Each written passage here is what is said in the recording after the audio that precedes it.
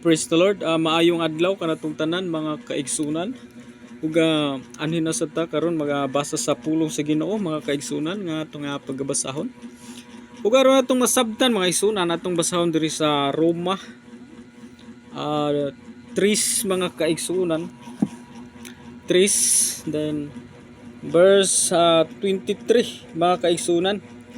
Matud pa diri mga kaigsunan, nakasala ang tanan og nahilayo sa himaya sa Dios. So kani nga verse mga kaigsunan na daghan kay ni gamit ni mga kaigsunan nga halos tanan nga mga magsasangyaw ni gamit ni mga kaigsunan.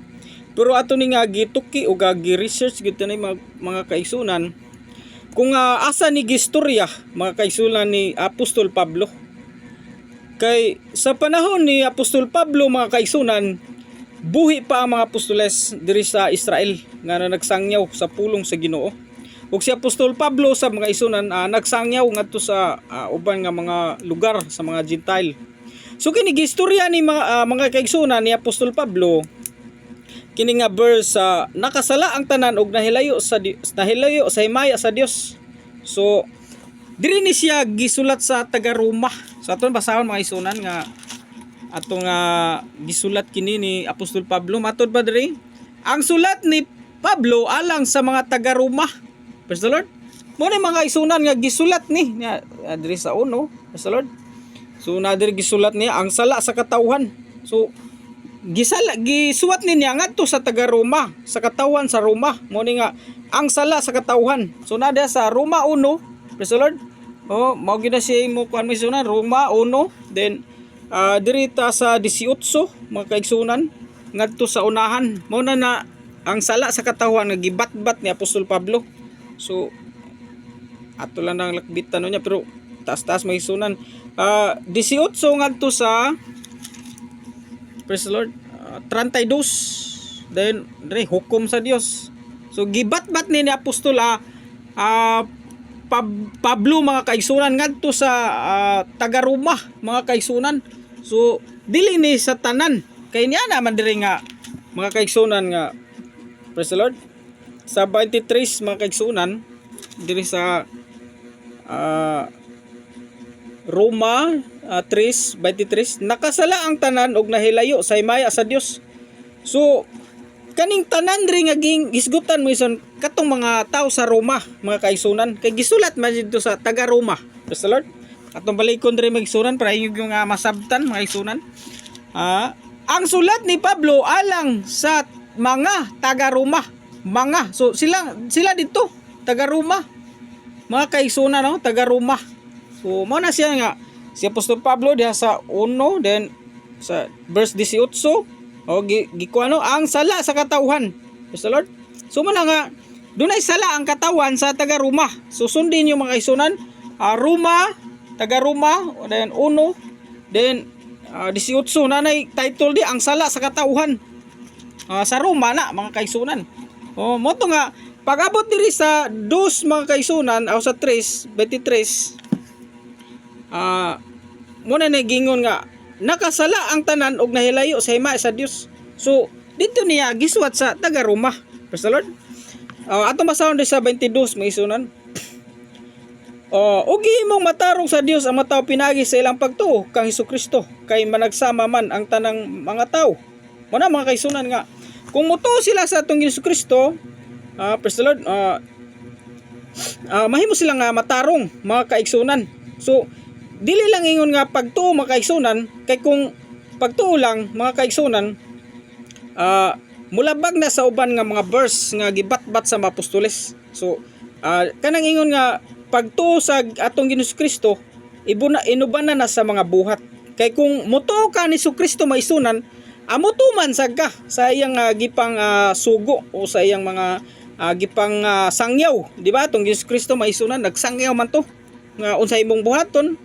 Nabagito nang utana nga Ginoo unsa may among buhaton nga aron makaadto kami sa langit o makabaton kami kinabuhing dayon. So iyang gisaysayan sa Lord muna nga dili kay kutob ra sa pagtuo mo yun nga nituo mo ko ni Kristo nga Ginoo aluwas nako sa Lord himo na ko matarong Dili na siya mao mga kaigsunan.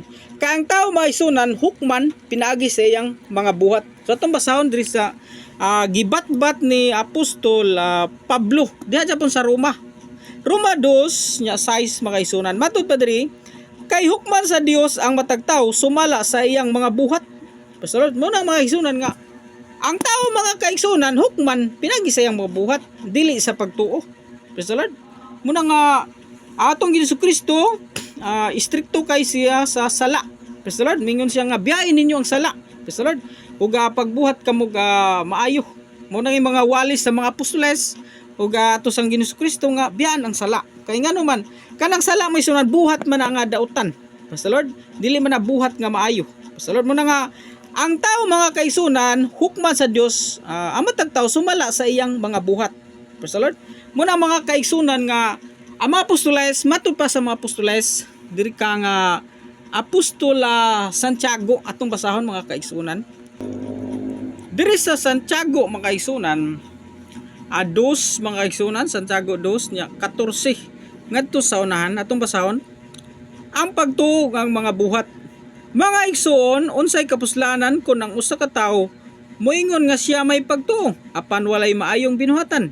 Makaluwas ba kaniya ang iyang pagtuo? Dili gayud. So man mga kaigsunan nga ang saysay sa mga apostoles, Apostol Santiago mga igsunan, nga ang pagtuo kuno kung dili ubanan sa walay maayong binuhatan, dili makaluwas. Matud pa makaluwas ba kaniya ang iyang pagtuo? Dili gayud. Praise the Lord. Pananglit may mga kaigsunan nga nagkinahanglan og bisti ug walay igong pagkaon. Magpulos ba ang inyong pag-ingon kanila? Panalanginan unta kamo sa Dios. Pagsinina kamo og kaog maayo.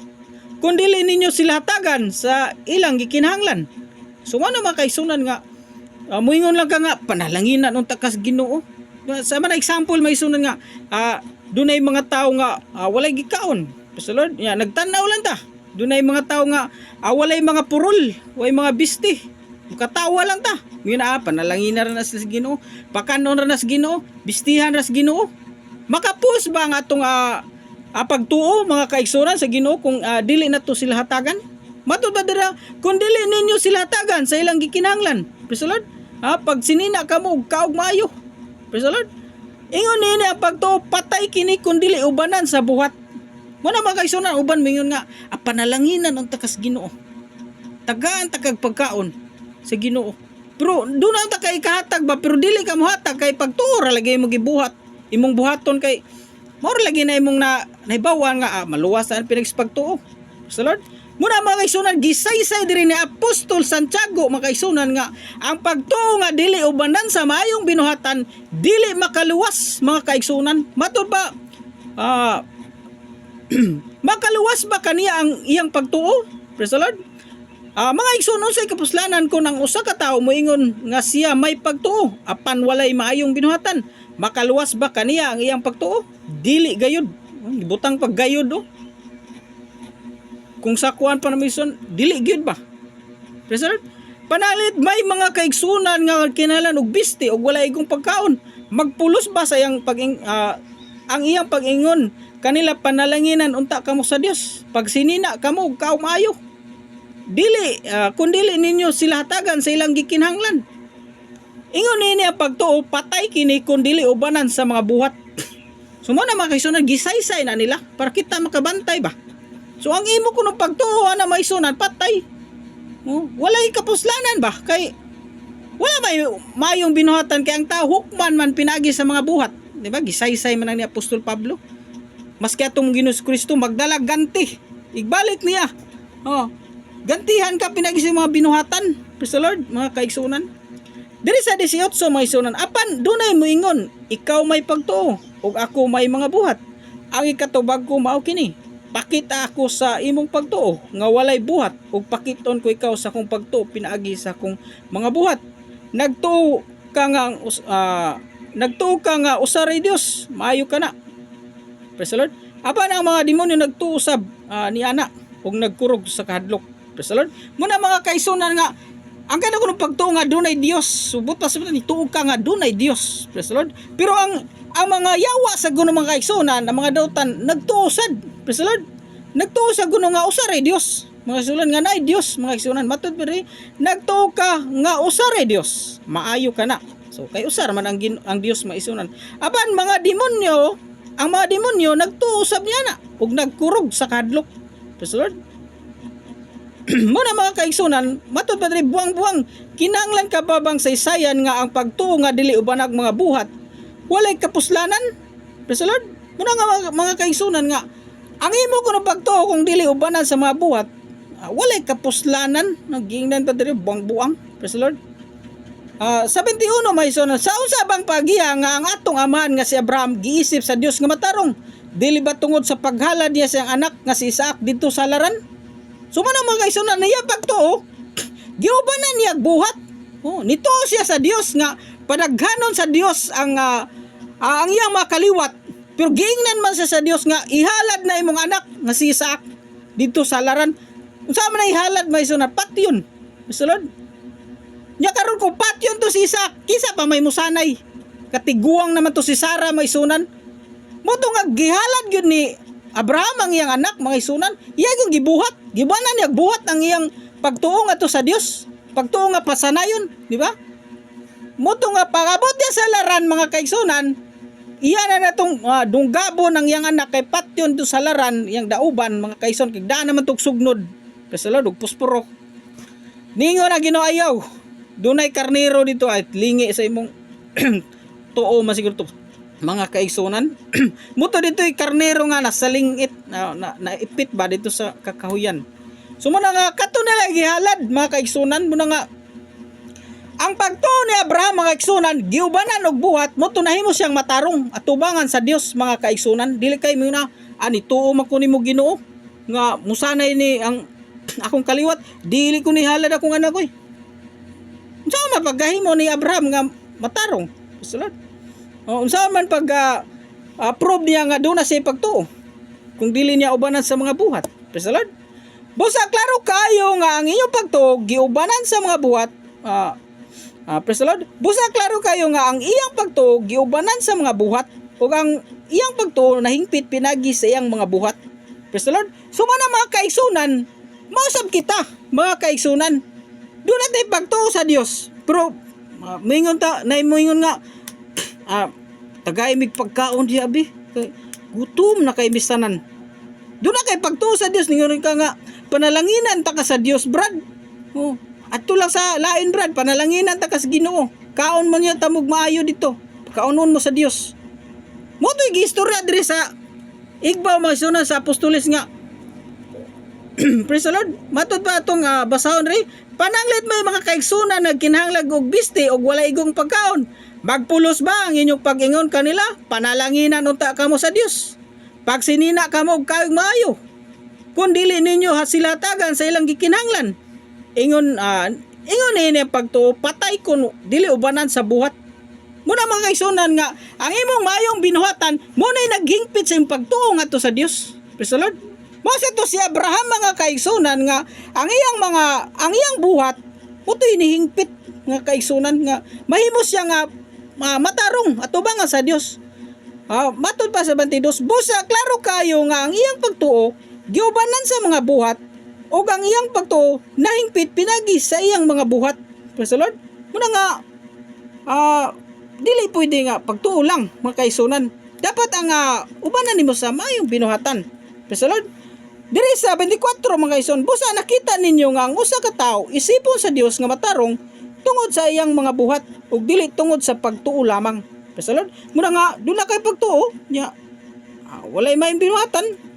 Dili na mahingpit, dili na mahimong pagtuo. Moyon ang Ginoo igabot sa pano i-reject ka. Moyon nga wa magukailan nimo. Ingnan ka sa Dios mga kaigsunan. Praise the Lord. Ato na basahon sa Mateo mga kaigsunan, Mateo City 21 to 23. So diri sa Mateo City mga kaigsunan, City then 21 ngadto sa 23. Ato ta may kaigsunan to basahon. Sundi ni mga kaigsunan Mateo City 21 ngadto sa 23. Matod ba diri mga kaigsunan, wala ko makaila kaninyo. So ngano ka? Praise the Lord. Dili ang tanan nga magtawag kanako Ginoo makasulod sa gingharian sa langit. Kundi kadto lamang nagtuman sa kubuton sa akong amahan nga tuwa sa langit. So kanang nagtawag da Ginoo may sunod do na gid pagtuo. Mo na gipasabot dito sa mga apostoles nga ang mga tao nga doon ay pagtuo. Sige nagtawag sa Ginoo, Ginoo. Di ba? Daghan kay mga tao nagsampit og Ginoo pero ang ilang binuhatan asukwahi sa gitudlo sa Ginoo o sa mga apostoles. Praise the Lord. Patod pa rin may sunan dili ang tanan nga magtawag ka na kung Ginoo makasulod sa gingharian sa langit kundi kadto lamang nagtuman sa kabuton sa Amahan nga tuwa sa langit. So mo na magkaisunan nga ang kanang pagtuman sa kabuton sa tong Amahan nga tuwa sa langit mo na imong mga buhat. Pasalud unsa man ang pagtuman sa kabuton sa Amahan sa langit.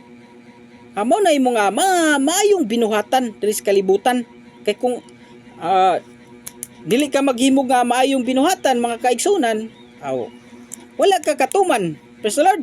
Kay daghan man kayo nga gisaysay diha nga mga kasuguan, mga isunan, mga balaod. Tanan na mga kaigsunan maayong binuhatan na. Praise the Lord. Mga kaigsunan sama na paghigugma sa imong sikataw. O paghatag pagkaon sa katong gigutom. Mga maayong binuhatan na mga kaigsunan. Praise the Lord. Muna nga pagtuman pagtuman sa kabuton sa akong Amahan nga tuwa sa langit mo nagiingon sa atong Ginoong Kristo. So ang kabuton sa atong laytong Amahan nasa langit mo tuy tumanon. Unsa man to katong mo lagi to mga kaigsunan katong ingon nga dunay gigutom or way biste tagaan nimo. Praise the Lord. Muna kung naa ka pero wala pud ka ikay hatagan, ikay tagaanan. Praise the Lord. Kay mo ingon ba nang uban nga unsa may ako ihatag brad nga wala sad bay ako. Puwas kay hindi pagkaon diri wala may bugas po dire. Ikay tagaanan. Praise the Lord. Ang uban kay magbagyaw-yaw man mingon na usa pa maya mo ihatag ana nga wala magay mi dire. Kung wala ka, ikamoy hataganan sa naa. Praise the Lord. Mo na mga kaigsunan mo na si kanang vice versa ba. Kung naasa ka, ikasay mga hatag. Praise the Lord. Praise the Lord. Ato nga tiwason mo isuron. Niadtong adlaw daghanon niya ang moingon kanako. Ginoo, dili ba nagsangyaw man kami sa mensahe sa Dios? So nagsangyaw sa mensahe sa Dios mga kaigsunan. Nanghiling-hilin sa mga yawa og naghimog daghang mamilagro pinagi sa imong ngalan. Apan ingnon ko niya sila, wala ako makaila kaninyo, mga makasala, pahawa kamo. Praise the Lord. Sumuna mga kaigsunan, daghan nagsangyaw sa pulong sa Dios. Daghan na mga tao nga nagbuhat niini mga kaigsunan sa gawa sa naso daghan kay mayson pero ang problema nga isunan kung nagbuhat ba sila sa kabuton sa Amahan nga nasa langit. Kay mao man importante. Kani diri mga isunan makita jud ka sa mga tao, daygon pa sa mga tao mingon si kuan nakakuan man na siya, nakapagawas man na siya ka yawa. Namti buang kay diri yun ayo. So Lord, kay nanghingilin man nanghingilin sa mga yawa og naghimog na milagro pinagi sa imong ngalan. So ngalan sa atong Ginoong Kristo gigamit. Praise the Lord. Mo na mga kaigsunan matud pa sa Ginoong Kristo mga kaigsunan apan ingnon ko niya sila wala ako makaila kaninyo mga makasala pahawa kamo. So mo na mga kaigsunan nga ang pinaka-importante mga kaigsunan kining pagtuman kaning pagbuhat og matarong maayo mga kaigsunan nga to sa atong isikataw.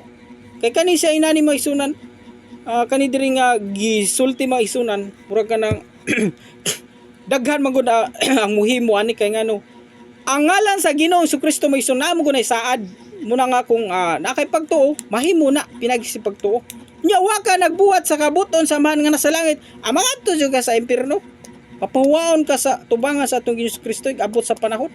Praise the Lord. Muna nga sa revelation mga kaigsunan o sa pinadayag matud pa to sa atong Ginoong Kristo nga magdala siya ganti sa mga tao pinagi sila mga binuhatan at numasahon mga kaigsunan.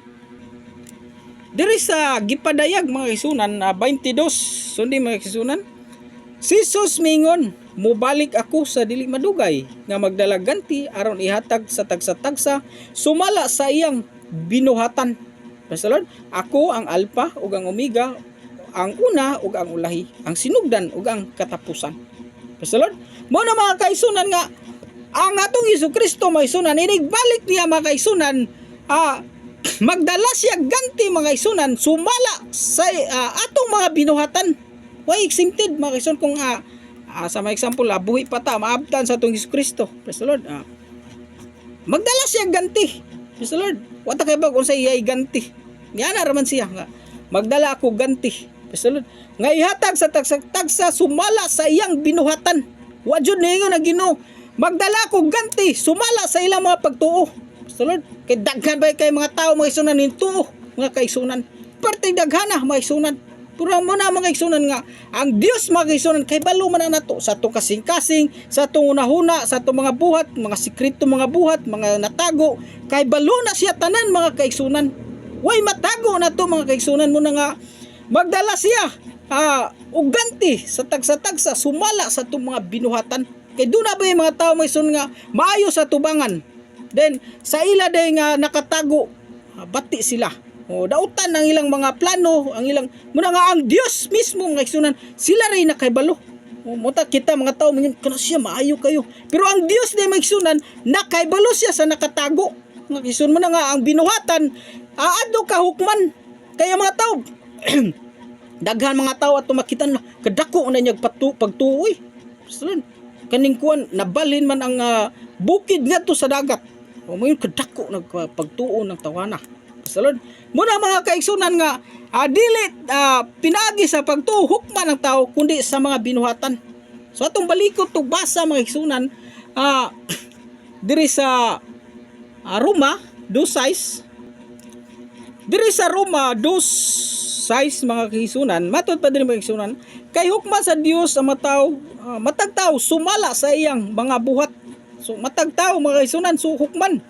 Ato pag yung basahon diri mga kaigsunan alang na itong mga tao nga nagpadayon sa pagbuhat sa maayo og nagtingo sa himaya sa kadungganan og sa kinabuhing walay katapusan. Hatagan sila sa Dios sa kinabuhing dayon.